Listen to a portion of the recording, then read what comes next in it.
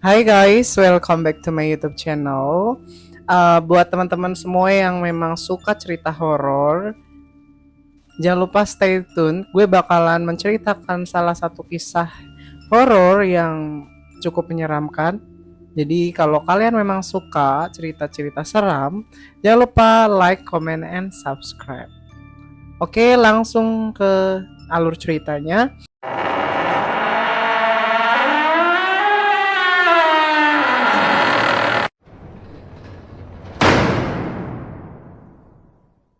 Jadi kali ini gue mau bacain cerita horor di salah satu tweet ya. Kisah horor ini sempat viral di media sosial Twitter. Kali ini dibagikan oleh akun @savitri86.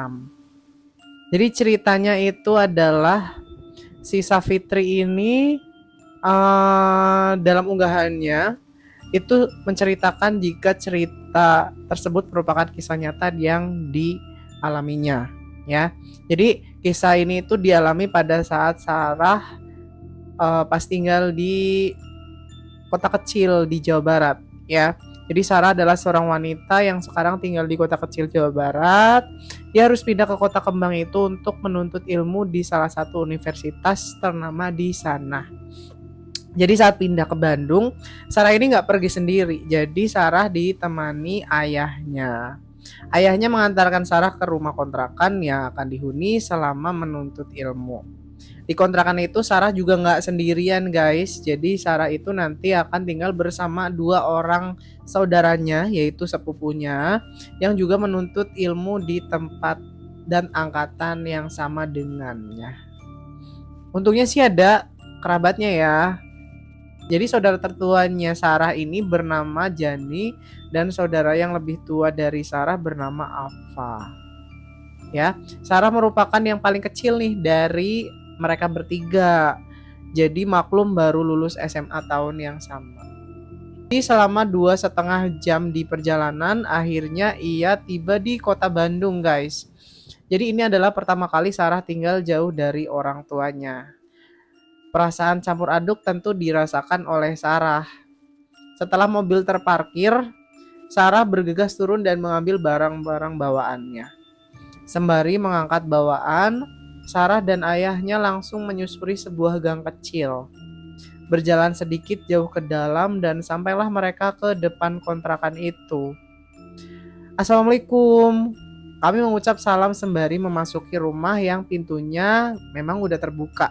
Jadi pas Sarah sama rombongannya datang itu memang pintunya itu terbuka guys ya. Waalaikumsalam Mang, sahut A Jani dan Teh Ava. Ya, ini yang menunggu itu di dalam tuh ada A Jani sama Teh Ava. Gitu. Tos dugi gening soatu sakia ayana sar. Artinya udah sampai, silakan begini adanya sar gitu. Ya, ucap Teh Ava kepadaku. Ya, jadi ini yang menceritakan tuh ya Sarah gitu ya di media sosialnya itu. Saat itu Sarah tersenyum dan mengangguk dan melihat sekeliling gitu. Jadi sambil ngeliat-liat kanan kiri gitu ya, kira-kira suasananya kayak gimana, rumahnya kayak gimana gitu ya. Rumah tersebut adalah rumah tua dengan 2 lantai dan sedikit tidak terawat. Bayangkan horornya seperti apa. Saat itu Sarah memaklumi hal tersebut, apalagi budget yang ia miliki untuk menyewa rumah kontrakan sangat terbatas. Tangga menuju lantai 2 adalah tangga kayu dengan pegangan kayu. Terlihat asal-asalan dibuatnya. Sarah mendekati tangga dan melihat ke atas. Di ujung tangga tersebut adalah tembok. Sebelah kiri ada pintu kecil menuju keluar ke tempat jemuran dan talang air. Dan di sebelah kanan terdapat ruangan tanpa pintu yang hanya bisa dimasuki dengan cara sedikit membungkuk. Jadi emang mungkin space-nya lumayan nggak gede gitu ya. Jadi dia kalau pas ngelewatin ya agak membungkuk nih di sebelah kanan gitu ya. Ada ruangan tanpa pintu gitu. Ruangan tersebut tepat berada di atas kamar tidur Sarah yang terletak di antara tangga dan kamar Teh Eva. Jadi mungkin semacam mezzanine gitu ya guys ya. karena kan di atas gitu, tapi ini sempit gitu, nggak bisa kita berdiri tegak, jadi agak membungkuk gitu ya. Ya mungkin mezanan zaman dulu kan sempit kayak gitu ya. Lanjut, kamar TFA adalah kamar yang paling dekat dengan pintu utama. Jadi yang paling dekat pintu utama atau pintu masuk itu kamarnya TFA gitu ya. Jadi TFA ini kamar yang paling depan lah kalau bisa dibilang kayak gitu. Jadi Jani lebih memilih kamar paling ujung di dalam. Jadi yang paling ujung ini Jani gitu ya. Sekitar 3 langkah dari tangga, tepat di seberang dapur yang merupakan akses menuju satu-satunya kamar mandi di rumah itu. Terdapat ruangan kosong yang cukup lebar di depan kamar Sarah dan kamar Teh Eva. Dan ruangan ini nantinya akan dijadikan tempat berkumpul dengan alas karpet lusuh. Lebih lanjut, Sarah langsung membenahi barang-barangnya di dalam kamar baru. Ada beberapa noda lembab di dinding berwarna coklat dan sebagian sudah terkelupas. Jadi memang kondisi rumahnya kan memang udah tua ya. Jadi wajar lah ya kalau mungkin ada banyak bercak dan catnya juga udah terkelupas gitu. Pantas saja terasa dingin, memang lembab pikirnya. Tapi sudahlah, tempat ini lumayan nyaman gitu. Sore pun tiba, ayah Sarah pun berpamitan untuk pulang. Dengan berat Sarah melepas kepergiannya karena tak tega membayangkan penghuni rumahnya hanya tinggal ayah dan mamahnya saja. Perlu diketahui kedua kakak Sarah sudah memiliki kehidupan masing-masing di luar kota. Tentu sebagai anak bungsu merasa berat untuk meninggalkan orang tuanya. Singkat cerita, 1 bulan menempati rumah tersebut, Sarah tidak merasakan ada yang aneh. Atau mungkin Sarah mengabaikannya karena sibuk pada ospek dan persiapan kuliah. Oh iya, Sarah bukanlah sosok yang indigo ya. Namun ia terkadang bisa merasakan keberadaan makhluk halus di sekitarnya. Sampai pada suatu hari, saat itu kegiatan belajar sudah berjalan dan tugas-tugas mulai berdatangan. Sarah harus pulang ke kontrakan sekitar pukul 7 malam dan langsung tertidur. Jadi dia pulang-pulang langsung tidur karena capek itu ya. Setelah lama Sarah tertidur, ia terbangun dengan keadaan sekelilingnya yang gelap sekali. Jadi pas bangun-bangun tuh, bangun tidur kok masih gelap gitu ya. Aneh kan? Memang kebiasaan Sarah saat hendak tidur selalu mematikan lampu kamar tidur. Ia tidak bisa tidur dalam kondisi terang. Ya, jadi gelapnya ya karena mungkin dimatiin lampunya, tapi ini kok ada yang aneh gitu ya. Tapi saat itu benar-benar gelap total gitu, benar-benar nggak bisa ngelihat apapun gitu. Sarah harus membiasakan matanya dalam gelap. Setelah nyawanya kumpul, Sarah baru sadar jika kegelapan ini karena lampu ruangan di depan kamarnya mati. Oh, ternyata kamar ruangan di depan kamarnya mati juga. Jadi kamarnya mati, di luar kamarnya juga mati gitu ya. Biasanya kalau malam lampu tersebut dinyalakan dan cahayanya masuk lewat jendela di atas pintu kamar dan lewat sela-sela pintu yang rapuh.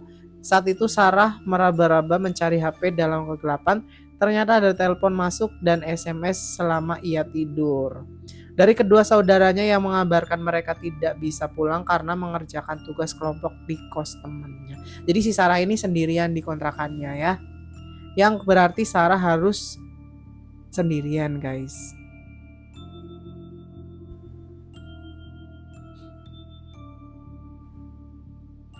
Oke. Saat Sarah melihat jam, ternyata saat itu sudah pukul 2 malam. Udah 2 malam ternyata. Dia sedikit merinding dan berusaha tidur kembali, tapi kantuknya sudah hilang. Udah gak ngantuk gitu ya. Karena kebangun jam 2 pagi itu memang kadang malah jadi kepikiran gitu kalau pas bangun-bangun. Ada yang pernah ngerasain gak? Ia sedikit merinding dan berusaha tidur kembali, tapi kantuknya sudah hilang. Jadi Sarah memaksakan untuk menutup mata dan pikirannya melayang ke sana kemari. Seketika ia teringat, bukankah saat pulang tadi ia membuka pintu utama dan langsung menyalakan lampu ruangan depan. Sarah sangat ingat betul jika ia langsung masuk kamar, ganti baju lalu tertidur. Dia tidak memadamkan lampu itu, bahkan lampu itu selalu menyala setiap malam dan menjadi satu-satunya sumber cahaya di malam hari. Lalu kenapa sekarang padam gitu? Itu yang dipertanyakan nih sama si Sarah. Sarah hanya bisa berusaha tenang dan memastikan ingatannya. Saat hendak bangun dari tidurnya dan menyalakan lampu kamar, tiba-tiba Sarah mendengar suara lirih sekali dari balik pintu kamarnya. Suaranya beneran seperti itu. Bayangin guys, malam-malam jam 2 pagi. Kondisi mati lampu semua ya. Dan tiba-tiba ada suara lirih. Hihihi. Kalau deket itu katanya kalau ada kun-kun emang suaranya lirih. Kalau jauh biasanya agak kenceng gitu. Percaya nggak percaya ya. Deg jantung Sarah saat itu serasa berhenti. Seketika ia mengurungkan diri untuk berdiri. Sarah hanya duduk di atas tempat tidur sambil memegang erat selimutnya. Sarah diam dalam posisi waspada, ragu antara yakin mendengar suara tawa dan berusaha meyakinkan diri sendiri bahwa ia hanyalah salah dengar. Ia terus berusaha fokus tapi yang didengar hanya hening. Pelan-pelan Sarah kembali ke posisi tidur, berhati-hati sekali seakan-akan membangunkan sesuatu yang ia pun tak tahu apa. Suara langkah kaki kecil berlari melintas di depan kamarnya. Otak Sarah langsung merespon jika itu adalah tikus. Iya tikus di pikirannya gitu ya. Dia berusaha positive thinking nih. Itu suara telapak kaki kecil kayaknya tikus deh gitu ya. Belum selesai ia meyakinkan diri sendiri, suara lain membuatnya kaku sekaku-kakunya. Suara apakah itu? Duk srek, duk srek. Suara sesuatu diseret. Duk srek, duk srek. Jadi kayak suara diseret gitu. Ya entahlah apa yang diseret, tapi intinya seperti diseret gitu. Seperti orang yang berjalan pincang dengan satu kaki diseret berkeliling di ruangan depan kamarnya. Sesekali mendekati ke arah kamar Sarah, ke arah kamar Teh Eva dan berputar lagi. Hihihi, suara tertawa lirih itu muncul lagi guys. Ya, serem gak sih suaranya tiba-tiba muncul lagi. Kali ini Sarah yakin jika ia tidak salah dengar. Dengan ketakutan Sarah menutup seluruh tubuhnya dengan selimut sembari memejamkan mata rapat-rapat. Keringat membasahi bajunya. Saat itu Sarah berusaha membaca ayat apapun yang diingatnya, tapi tidak satupun lancar diucapkannya karena mungkin panik gitu ya. Terbersit dalam pikirannya untuk bangun dan menyalakan lampu kamar. Pikirannya kalau terang ia akan lebih tenang. Tapi di sisi lain Sarah merasa takut jika dengan menyalakan lampu ia malah akan melihat sosok-sosok yang sedang mengganggunya. Entah berapa lama Sarah di dalam posisi yang sama, tidak bergerak dan suara-suara itu tidak kunjung pergi. Ia tidak berani membuka selimut, takut justru mereka akan muncul di depan mukanya. Padahal kondisinya saat itu sudah basah kuyup oleh keringat karena saking takutnya ya guys ya.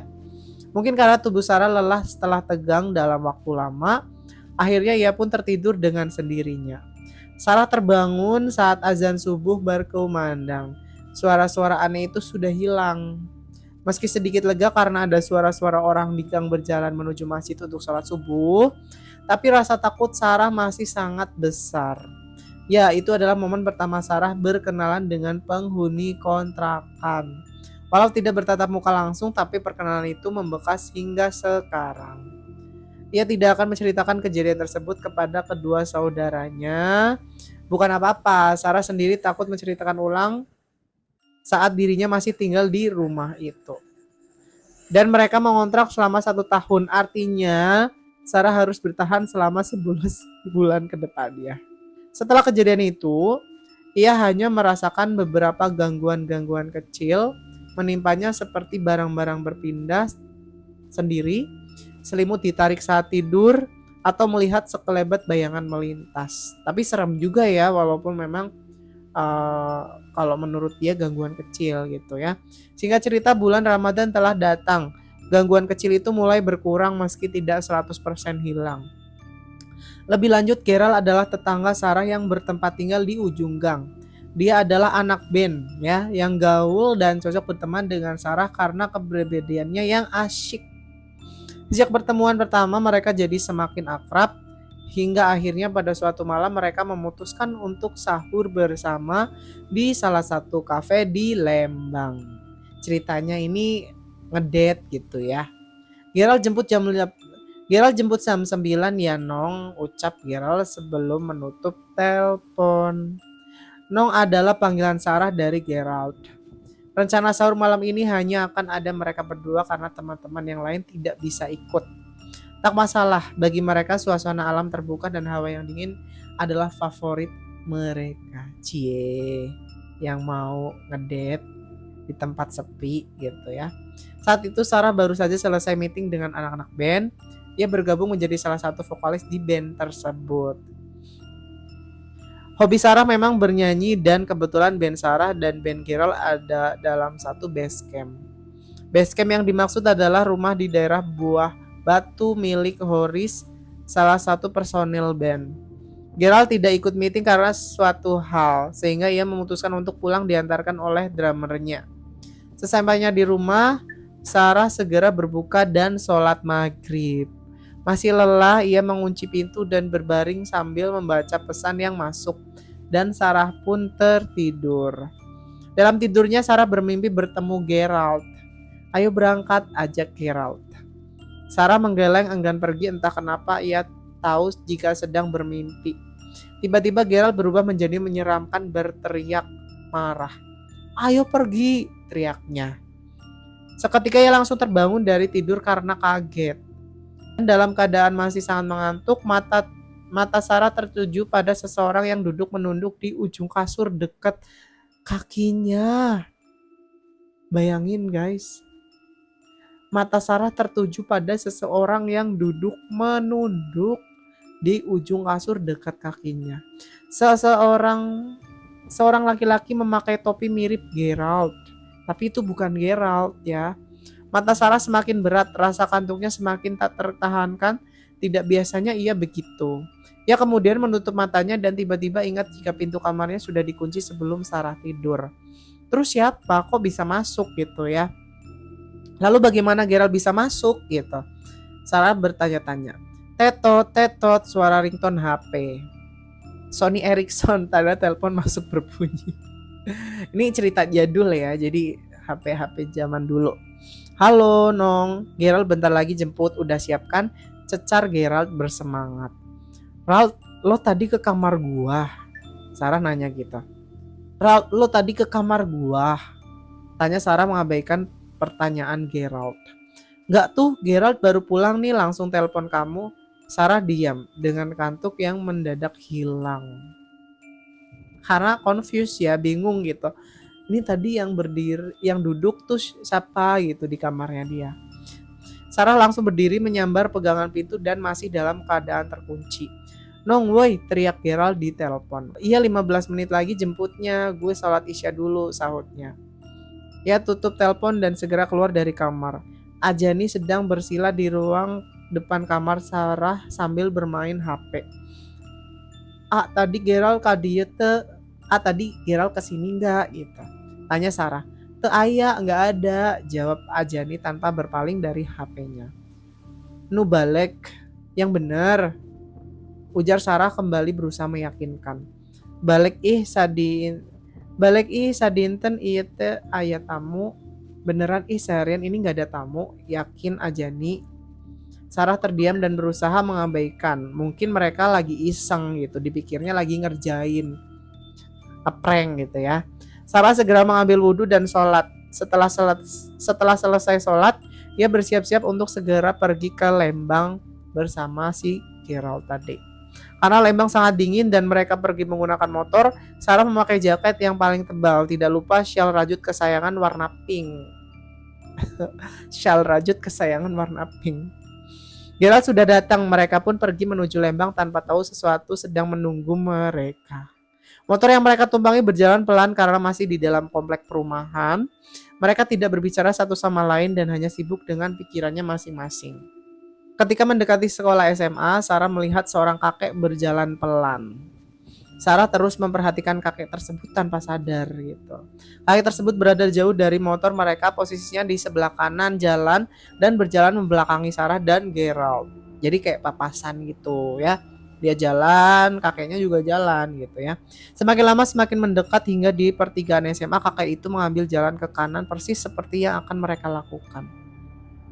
Setelah kakek itu belok kanan, dalam hitungan 2 detik mereka pun mengambil jalan yang sama dengan si kakek. Jalan sepi, tidak ada satupun orang pejalan kaki. Sontak Sarah Sontak Sarah terkesiap otomatis mencari si kakek. Terkesiap apa lu guys? Jadi sontak Sarah kayak sigap gitu loh nyari kakeknya tuh kemana tadi gitu ya. Jalan komplek itu lurus tanpa ada belokan lain atau pun gang ya. Tidak mungkin kakek itu bersembunyi. Gerald menyadari keganjilan gerak-geriku. Kunaon nong, kenapa nong gitu ya, tanya Gerald. Tadi ayah aki-aki belok di dia seuncan orang belok, nah gitu ya ucapnya. Tidak ada kakek-kakek belok di sini sebelum kita belok, kenapa nggak ada? Tanya Sarah panik gitu ya. Tadi ada kakek-kakek belok ke sini sebelum kita belok, kenapa nggak ada? Tanya Sarah panik gitu ya. Tong ngalamun lah. Sasaha tita tadi tong ngalamun lah sasaha tita tadi ge. Jangan ngelamun, nggak ada siapa-siapa dari tadi juga, seru Gerald. Karena sudah mengalami kejadian aneh hari ini, Sarah mulai terbiasa. Akhirnya ia mencoba membicarakan banyak hal dengan Gerald untuk menepis rasa takut sepanjang perjalanan. Jalan menuju Lembang saat itu masih banyak berupa pohon-pohon lebat di kanan kiri jalan.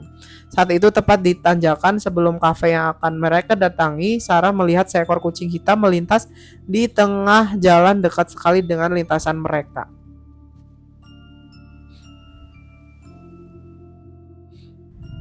Tetapi Gerald sama sekali tidak memperlambat kecepatan motor. Refleks Sarah menepuk pundak Gerald sambil berteriak, "Gerald, ucing launan.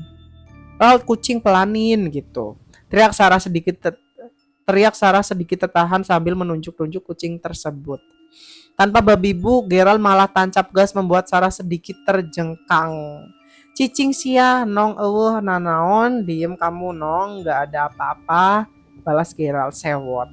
Sarah kemudian bengong dan berbalik ke belakang melihat ke arah kucing tersebut duduk dan memang tidak ada apa-apa di sana. Kosong, dan ia pun shock karena jelas-jelas kucing hitam tadi bukan halusinasi gitu ya. Lanjut, mereka pun akhirnya sampai di kafe. Mereka segera turun dan memilih saung dan kemudian memesan Indomie keju kornet. Sarah memesan teh manis panas sedangkan Gerald memesan kopi. Sebenarnya saat itu Sarah masih gelisah karena kejadian terakhir. Tapi mereka sudah sepakat tak mau membahas dan berusaha mencari topik obrolan lain. Sarah pun lupa karena larut dalam suasana malam yang dingin. Langit cerah berbintang ditemani minuman hangat, rasanya nikmat sekali. Jos. Tak terasa waktu imsak datang. Tanda mereka harus segera pulang agar bisa menunaikan sholat subuh. Kami minta bill. Saat waitress datang menyerahkan bill, dia bertanya, "Teh bade uih ayeuna leres? Teh mau pulang sekarang ya?" tanyanya. "Iya, jawab Sarah dan Gerald bebarengan. Yakin?" sahutnya menyelidik. "Iya, biar keburu sholat subuh," Gerald membalas. "Sok atuh hati-hatinya di jalan," ujarnya. "Iya, nuhunnya." "Iya, makasih ya," sahut Sarah. Mereka berjalan menuju kasir dan terjadi lagi percakapan yang serupa. Kasir tersebut meminta Sarah dan Gerald untuk berhati-hati. Jadi udah dapat notis ya dari karyawan kafenya gitu. Tanpa curiga mereka pun membayar dan pergi ke parkiran. Tukang parkir menghampiri mereka dan tebak percakapan yang sama terulang lagi. Berujung tukang parkir tersebut meminta mereka untuk berhati-hati. Seketika Sarah dan Gerald pun saling pandang, paham akan perasaan tidak enak yang sekarang mereka rasakan. Dan ternyata beberapa kejadian yang Sarah alami sebelum berangkat hanya intro. Hanya intro guys tadi. Kalau saja ia tidak cuek dan lebih memperhatikan tanda-tanda, kalau saja Sarah tidak memaksakan pergi setelah mengalami 2 kejadian pertama, Sarah dan Gerald tidak akan mengalami kejadian ini. Udah guys, ceritanya hanya sampai sini dulu gitu ya. Karena memang mungkin sebatas masih tanda tanya ya, apa sih yang akan terjadi gitu ya. Karena tadi itu kan sebenarnya dia itu udah diwanti-wanti kan sama karyawan yang di kafenya. Cuman belum ketemu sih endingnya gimana. Jadi banyak komentar-komentar nih yang ada katanya sih memang ini kisah nyata gitu ya. Tapi terlepas dari nyata atau enggaknya, Ya semoga sih kita juga nggak mengalami kejadian yang sama seperti Sarah ya. Jadi buat teman-teman semua yang mungkin mengalami kejadian horor, mendingan kalian pindah cepet-cepet dari tempat itu, atau mungkin memang kalau mau bertahan ya kalian harus banyak-banyak berdoa, beribadah situ ya, supaya dijauhkan dari segala gangguan-gangguan ya. Mungkin itu aja untuk hari ini. Thanks so much buat teman-teman yang mungkin udah nonton ya, yang belum subscribe jangan lupa subscribe ya, dan juga like dan komen, kalau bisa share ya. Kita bakal ketemu lagi di cerita-cerita selanjutnya. Mungkin itu aja. Terima kasih. Selamat malam.